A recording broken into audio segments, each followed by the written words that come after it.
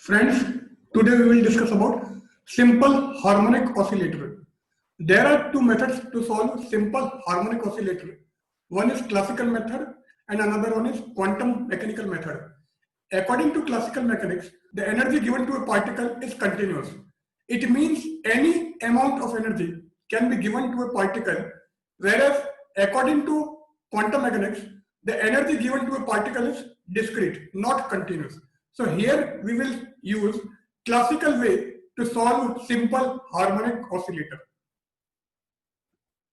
Simple harmonic motion.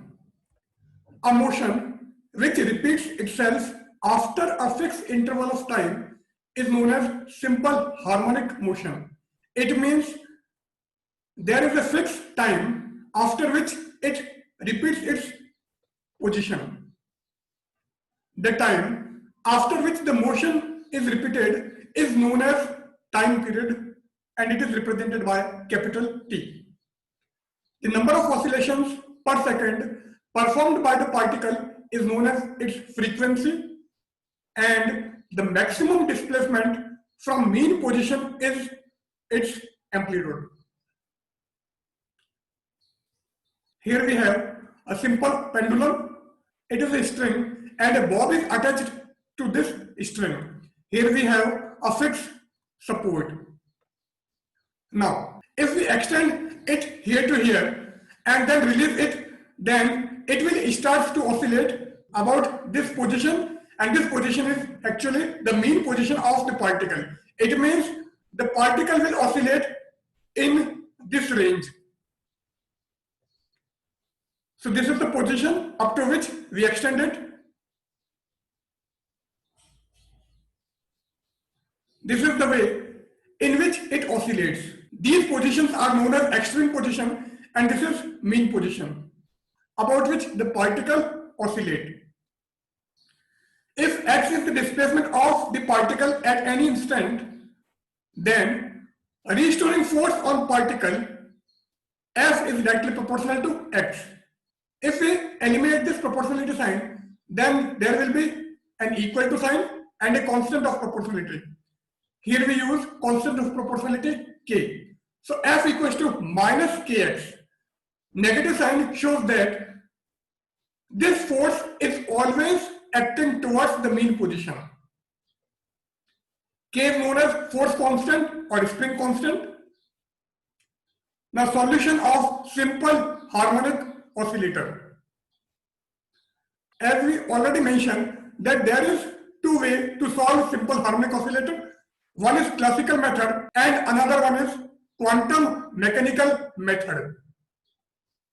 Now we will discuss about classical method.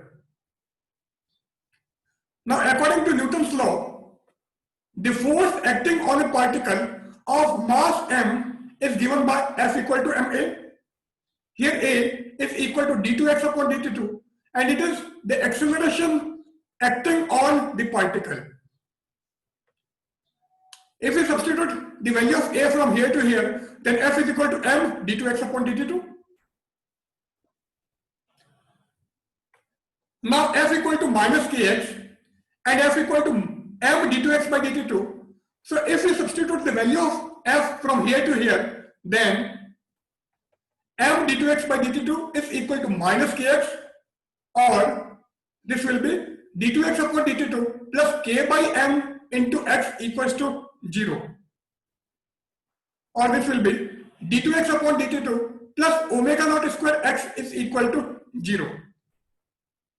Here omega naught is equal to root k by m, and it is known as angular velocity of particle. And this equation is known as equation of simple harmonic motion. The time period of this motion t is equal to 2 pi upon omega naught, and if we substitute the value of omega naught from here to here, then this will be 2 pi root of m upon k. Frequency. Since frequency is the reciprocal of time period, so nu is equal to 1 upon t, and since t is equal to 2 pi root m by k, so nu is equal to 1 upon 2 pi root of k by m. Now let the solution of equation of simple harmonic motion, that is the solution of this equation, x is equal to a sine omega naught t. We can also assume its solution x is equal to a cos omega naught t. Since this is simple harmonic motion and sine and cosine functions are harmonic function, so its solution will be either sine or cosine wave. Now potential energy. Potential energy U is equal to minus integration 0 to x f dx, but f equal to minus kx. So if we substitute f from here to here, then negative sign will be cancelled out, and hence it will be integration 0 to x kx dx. And since the integration of x is x square by 2, so the potential energy will be half kx square. Here potential energy is represented by U. Now kinetic energy at displacement x. Since kinetic energy k is equal to half mv square and v is equal to dx by dt, that is rate of change of position is known as velocity. So v is equal to dx by dt, and hence k is equal to half m dx by dt whole square. But x is equal to a sine omega naught t, so its differential will be a omega naught cos omega naught t. So we substitute the differentiation of this from here to here, then k is equal to half m omega naught square a square cos square omega naught t, or this will be half m omega naught square a square, and in bracket cos square omega t.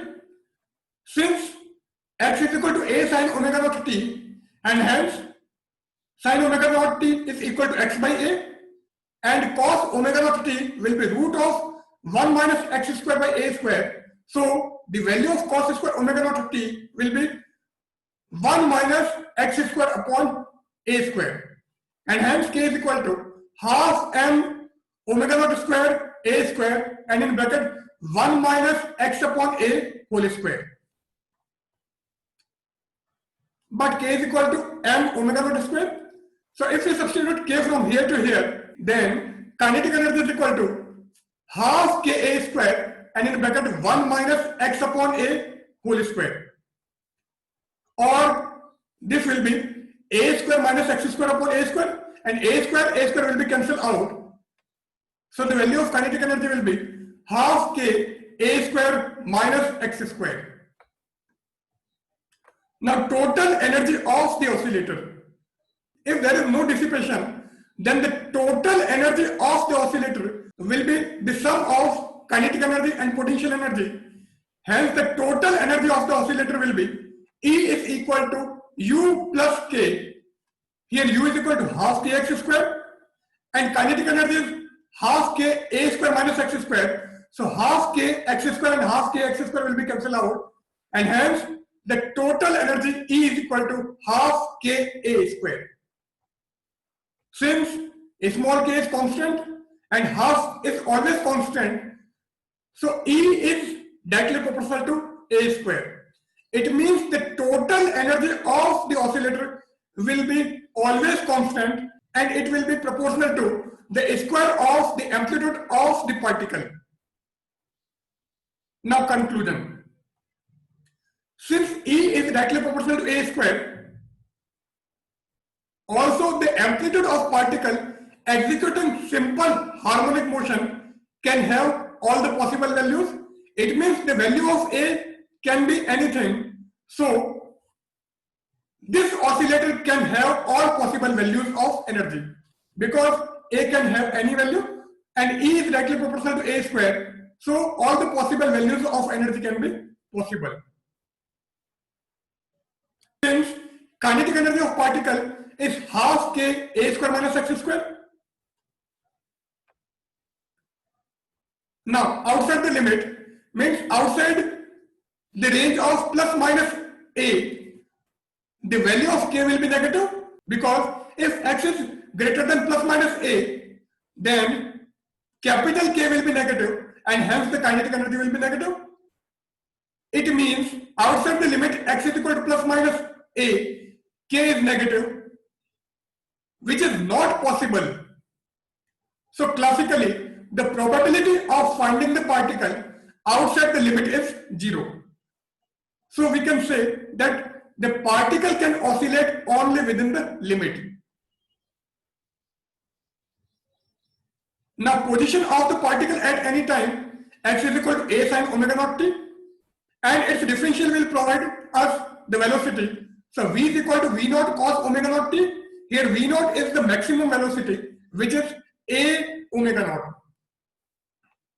So the velocity of particle is maximum at mean position.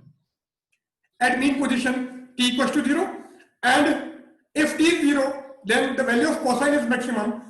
So the velocity will be maximum, which is v naught. Velocity of particle is maximum at mean position and minimum at extreme position. It means the probability of finding the particle is maximum at mean position and it is minimum at the extreme position.